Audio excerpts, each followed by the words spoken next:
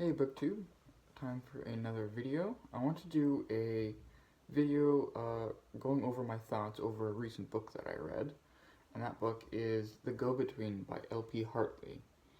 And you see that distinct cover there? This is a movie cover because apparently this was made into a movie in 1971, which I have not watched. I've only read the book, but this is a book written in the 50s by LP Hartley, and the book is basically the story of a love affair between two people, one of wealth and the other one of not wealth, narrated from the perspective of a boy who is the go-between. He's the one who runs letters between the two lovers because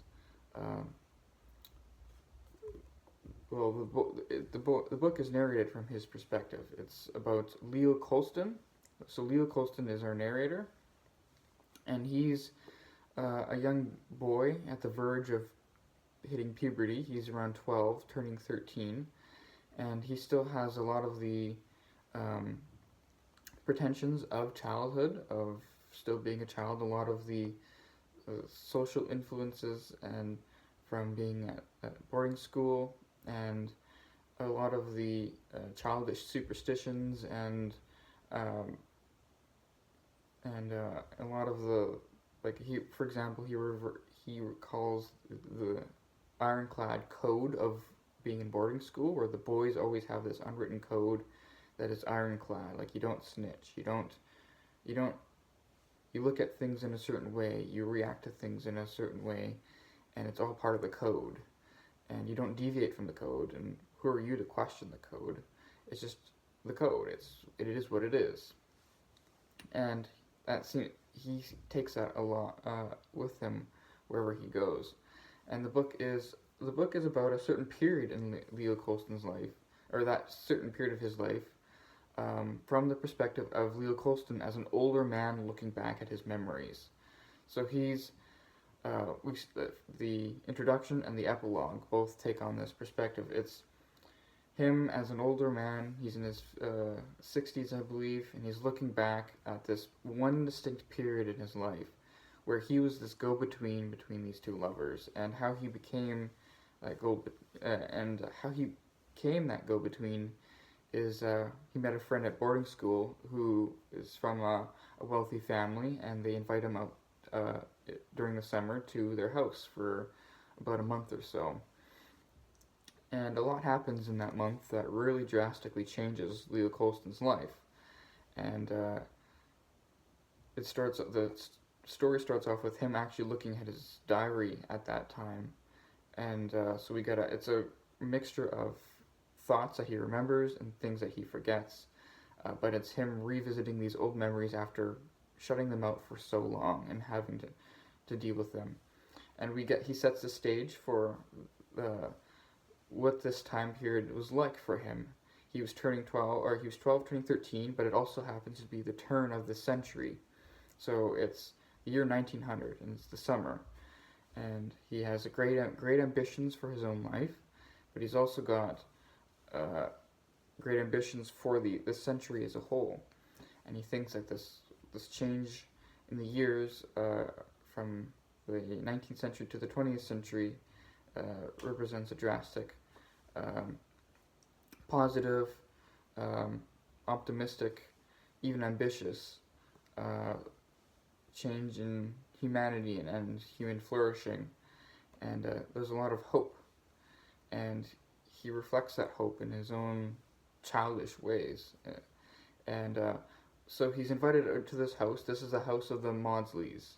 So they're from new money, which means that her father is a successful businessman, and they can afford to buy or to rent. They haven't bought, but they rent this massive, stately home, and they entertain a lot of people, and they play a lot of the pretensions of nobility, even though they aren't nobility, though they are very intimately connected with the person who owns their home, who is a Lord Trimmingham, who goes by Hugh, and he's a viscount or viscount. I don't know which way you pronounce it correctly. I've heard it pronounced both ways.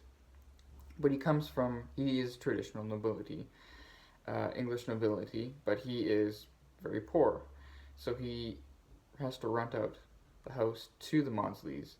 And during the stay with Leo's stay with them, um, he becomes a central figure too. So I'll lay out the characters of the story. We have Leo Colston and his friend Marcus. Marcus is the friend he met at the boarding school who he's invited to become as a playmate, because Marcus, I guess, doesn't have a lot of people his age around, and he is bored, would like to have someone around, and he had a connection with Leo, even though we get the strong sense from Leo Colston looking back at this that they weren't exactly compatible as friends, but they got along well enough.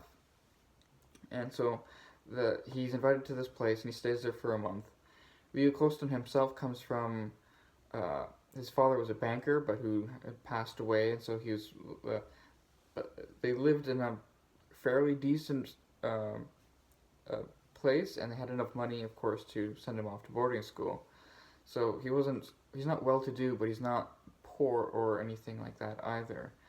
And, but he comes to this place, the Maudsleys, and we get our central characters. We have the mother, who's Mrs. Maudsley. She's the whole central nucleus of that household, where she's this big, stately woman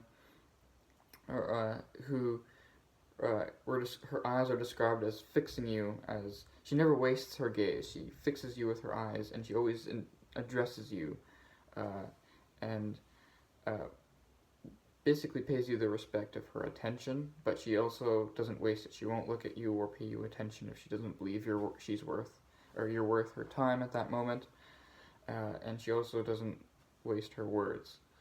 And so she's this big stately figure.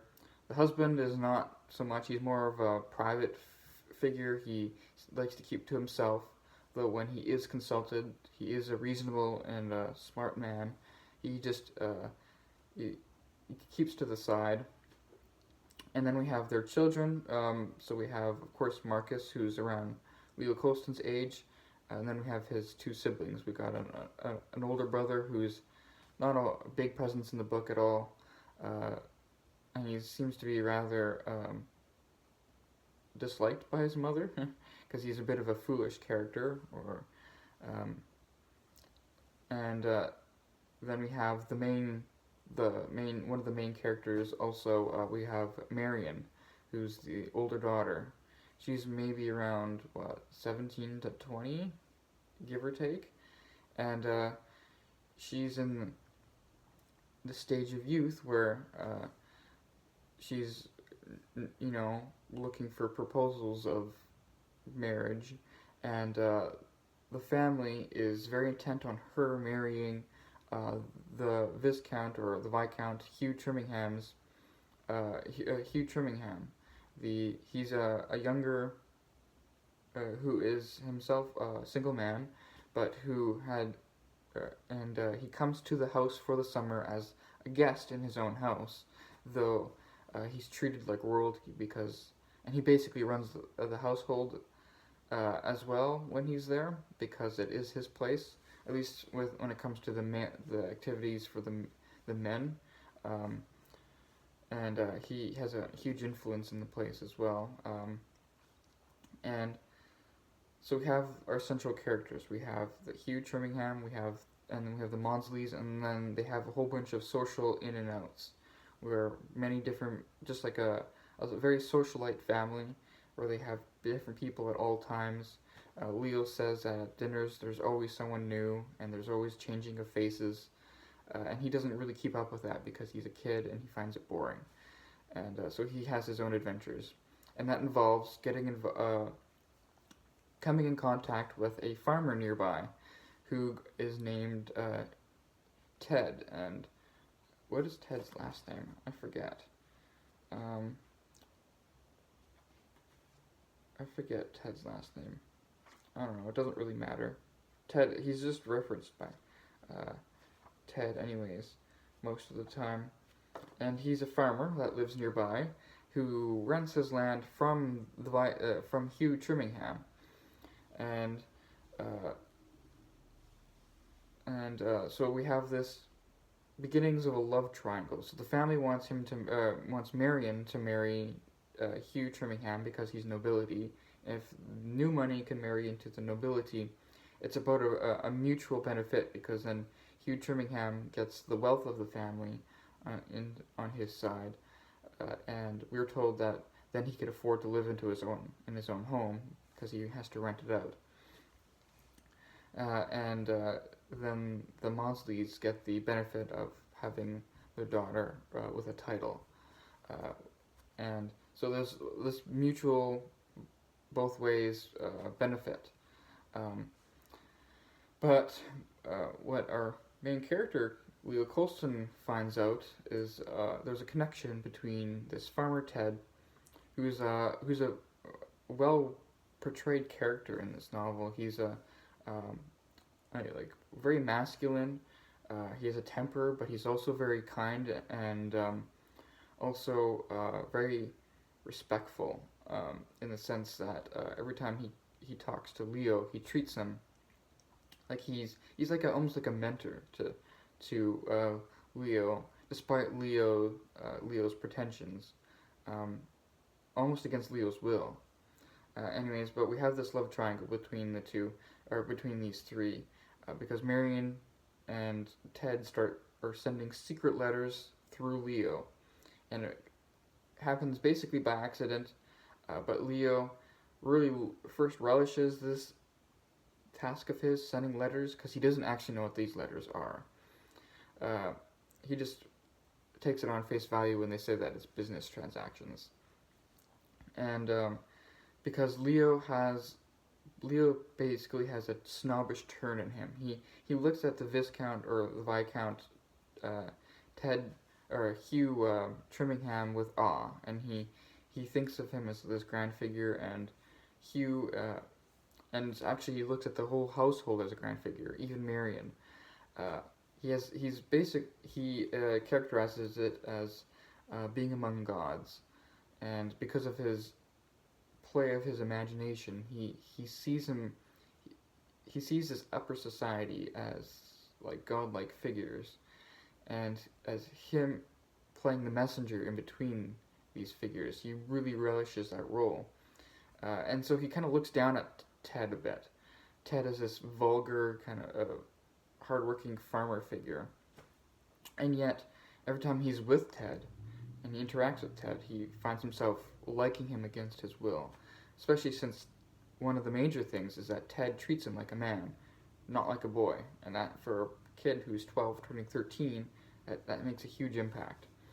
And it also plays into one of the themes of the novel about masculine identities, or Ted is really, or Leo is searching for this masculine figure. He doesn't have a father in his life anymore because his father died, and so he sees these different masculine portrayals, like Hugh Trimmingham, for example, and then he sees Ted, and these two kind of play off each other as different masculine models that are in very distinct forms of life, because we never get a meeting of Ted or Hugh. They're always in very distinct places. The only connection between them is Marion, and Marion is like a huge godlike status in Leo's own life. He is completely devoted to her, and you get the sense that it's very much a youthful crush. And she treats him very well, especially since he's sending letters for her.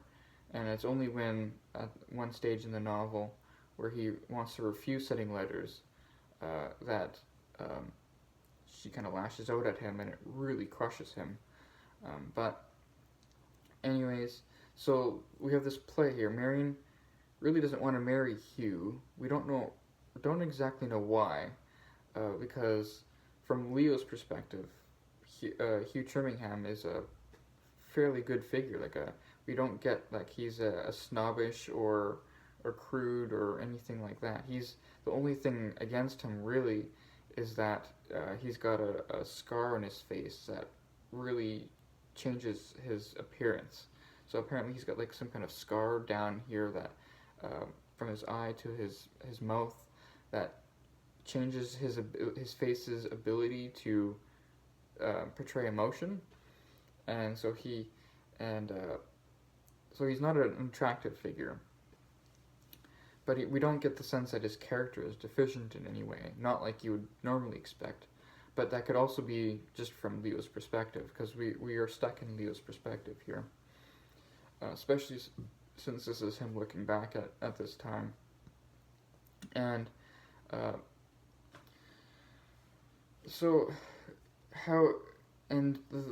problem with this go-between is that Leo wants Marion to marry Hugh, because he thinks of this grand union between these two as just amplifying his own imagination of the status of gods, right? So it makes sense for gods to marry among gods.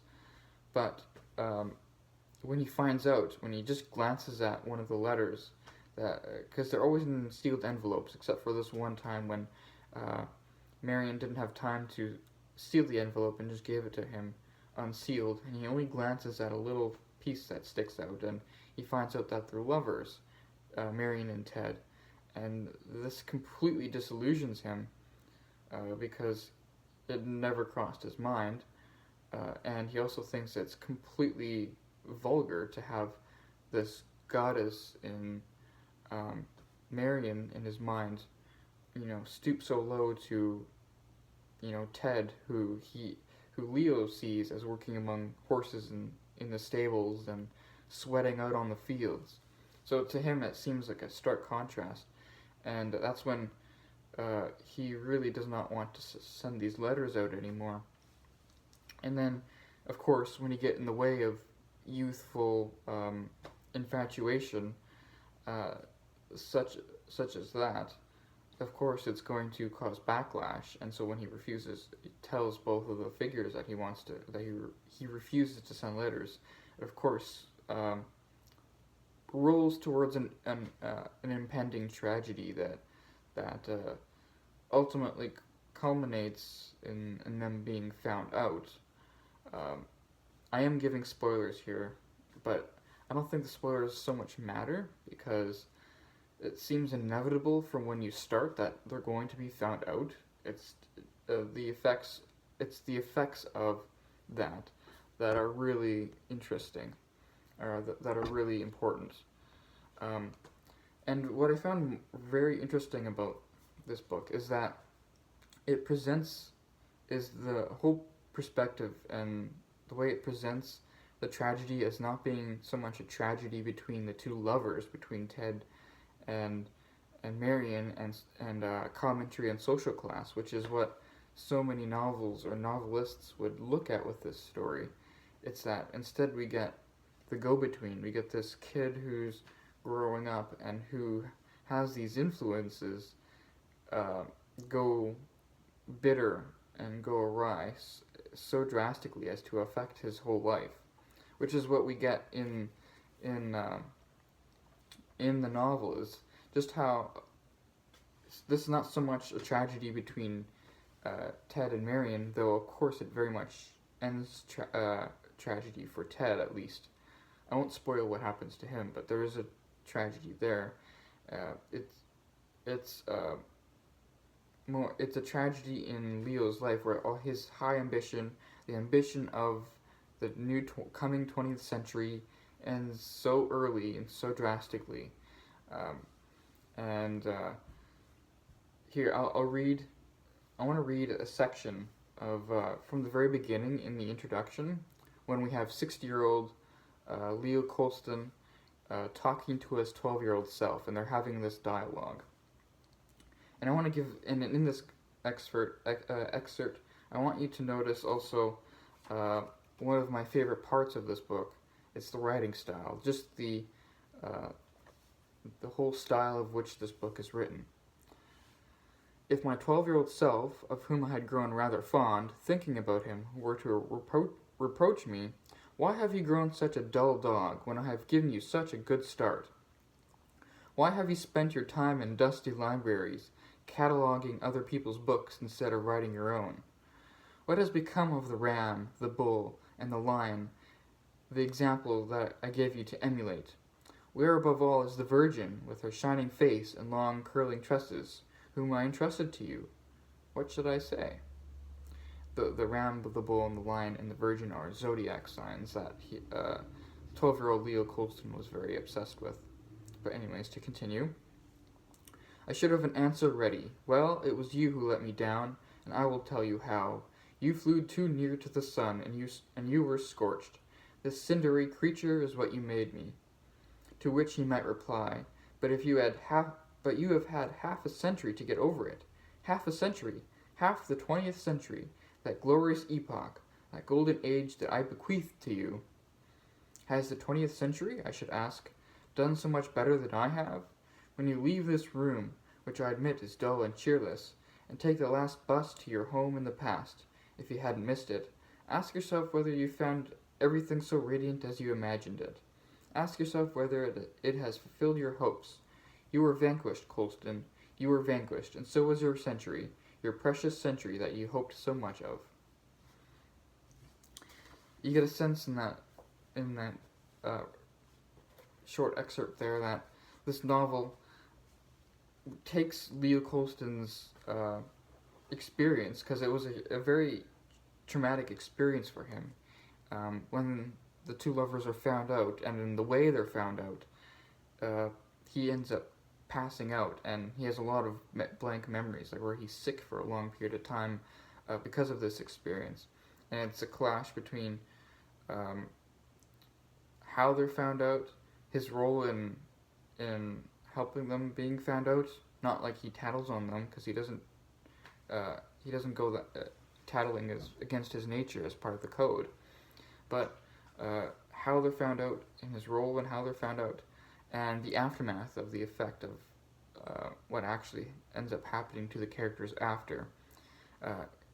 He knows the fate of one character, but the other character he completely blanks on, and he never ends up talking to Marcus or anyone else after that, because after he blanks after that episode, he's basically sent home because he's drastically sick, and his mother is worried about him, and he never inquires about that part of his life again until the very beginning of this novel, where he's 60 years old and he's looking at his diary at this time. And then the epilogue is a very interesting addition to the book, because the epilogue is 60-year-old Leo Colston going back to this town, going back to the house, and meeting some of the characters who are still attached to his story, and trying to find out what ended up happening, and filling in the blanks that he had refused to inquire into after all this time. So it scars him a lot. And where was I going with that? I'm not entirely sure. But you can see with that that writing style that it's written quite grandly, and it's it's very stately in the way the story is told, because if it was told purely from the perspective of a 12-year-old, this would be far too mature in the sense of its reflections. Because I've read books like, for example, Catcher in the Rye, or even Huckleberry Finn, where you got that youthful, or even the book that I read just recently, Room, where you got the 5-year-old reflections. There's a certain play with these youthful perspectives that would take a lot away from this novel if it was purely from that youthful perspective, because there is benefit to it, but this novel really does thrive from its narrative technique of having the author being this older man reflecting on his memories and looking back at this time in his life and seeing just the kind of person he was, and the person what it led him to be, and the kind of people that he interacted with, and it's a very fascinating way of telling the story, and I really appreciated that because it is not just a coming of age tale or a love tale or anything like that. It's very much it's very much what um, that section that I just read is. It's about the early part of the 20th century, and being scorched by being too close to the sun. So it's not just Leo Colston's story, it's also the story of the first half of the 20th century. Because if you remember, I said this book was published in the 50s. So this is, so it's a very apt time. So right after, just a few years after World War II. And you get that sense that this is looking back at an old world before that time. And we get a sense of LP Hartley's reflections, or sort of his attitude of this time period, and it really comes through in this novel. So I hope some of those thoughts made sense. It's a very good novel. I strongly recommend it. It isn't even that long. It's very short, or not very short. It's just under 300 pages. Well worth your time. It's a very mature novel, and it very much reads like it too. It's very eloquent, I should say that. That's the word I'm looking for. It's a very eloquently written novel. And it's very refreshing when you read something eloquent like this,